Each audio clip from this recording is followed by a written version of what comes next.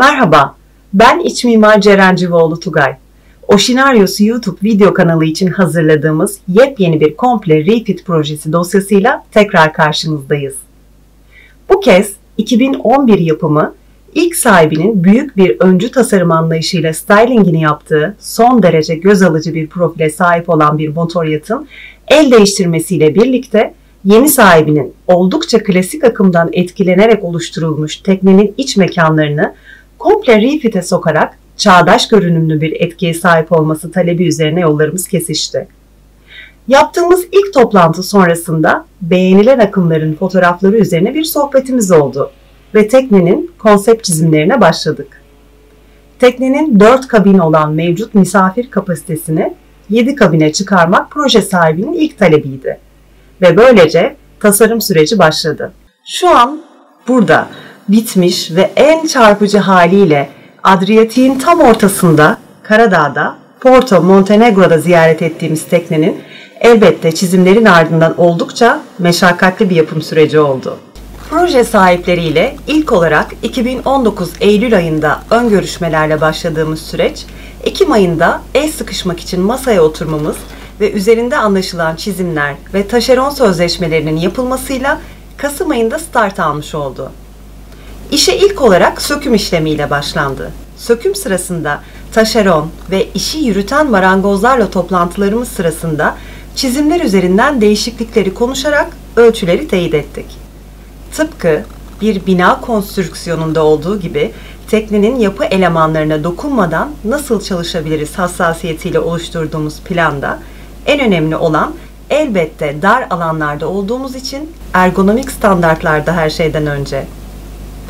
Söküm işleminin ardından ilk olarak yeni verilen tefrişe göre karkaslarla kamera bölmeleri yapılmaya başlandı. Alt güvertedeki önceden spor salonu olarak belirlenmiş alanı da bir kabine çevirerek kabin sayısı artırıldı. En majör değişiklik ilk aşamada stil ve malzeme değişikliğinin yanı sıra buraya kattığımız ekstra kabin olmuş oldu. Bu kabine ayrıca banyo eklemekse yandaki kabinde bir miktar değişiklik yapmamızla realize edilebildi.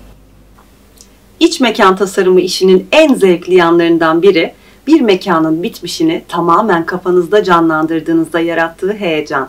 Onca uzun, sonu hiç gelmeyecekmiş gibi görünen, aşama aşama ilerleyip yine de hiç ivme yokmuş gibi hissedilen zamanlardan sonra birden hayal edip çizdikleriniz gerçeğe bürünüyor. Hem de tıpkı ifade etmiş olduğunuz gibi. Kötü sürprizlere yer olmamasının en büyük etkeni planlama. Tüm detayları önceden belirleyip konuşmak.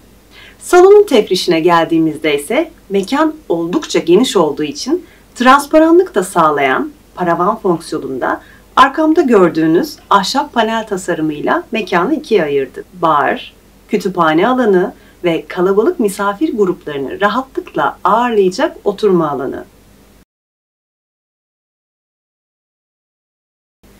Asansörün de bulunduğu mutfağa geçiş yapılan geniş antreyi ise yemek alanı olarak değerlendirdik. Ve tabii hemen yakınında olan VIP kabin girişini ise yine salonda kullandığımız bölmenin aynısıyla mahremiyet kazandırarak sakladık.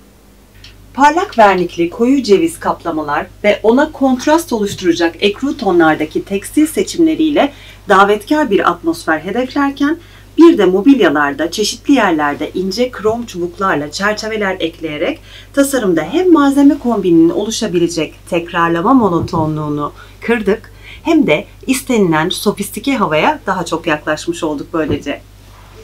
Bu arada yapım süreci devam ederken ana güverte çizimlerinin ölçü kontrollerine başladık. Zira bu alanda da eski tefrişte yemek için ayrılmış olan alanı kaldırıp oraya yerine çok yakışacak, çok da severek kullanılan bir VIP kabin inşa etmeyi amaçlıyorduk.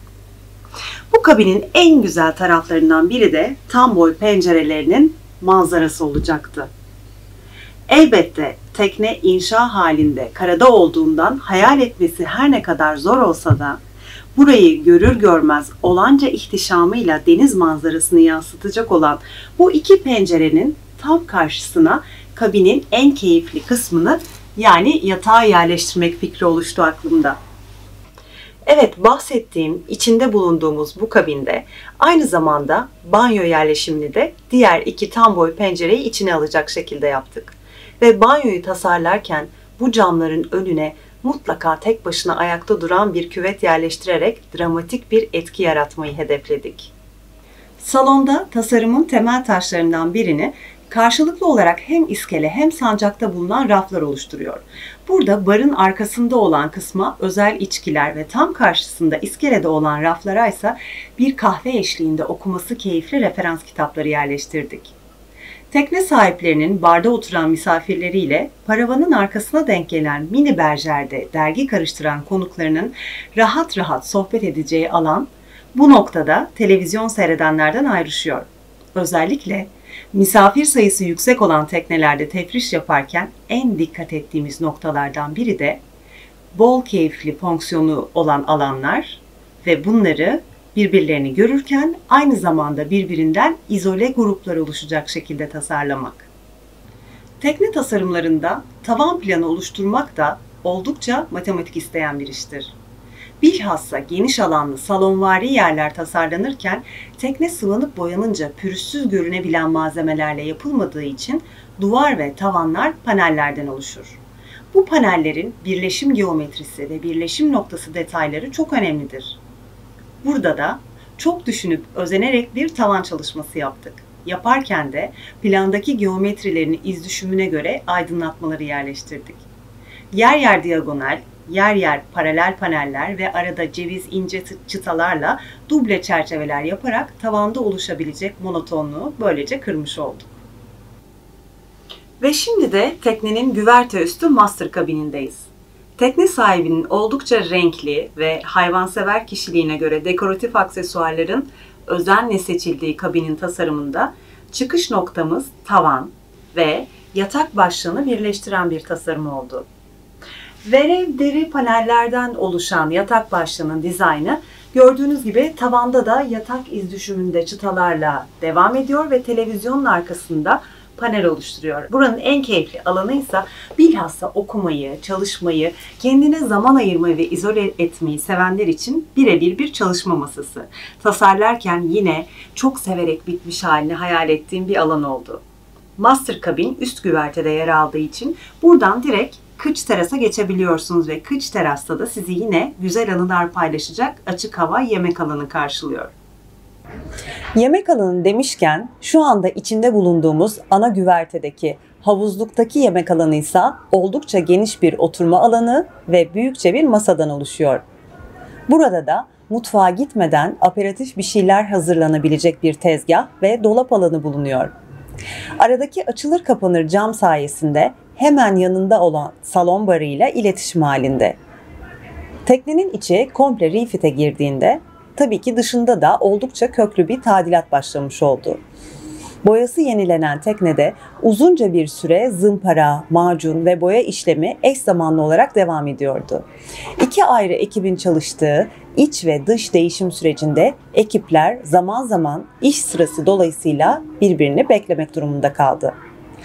Tabii ki bu işin doğasında olan bir şey. Tekne inşa ve tadilat yapanların, yaptıranların aşina olduğu bir süreç biliyorsunuz.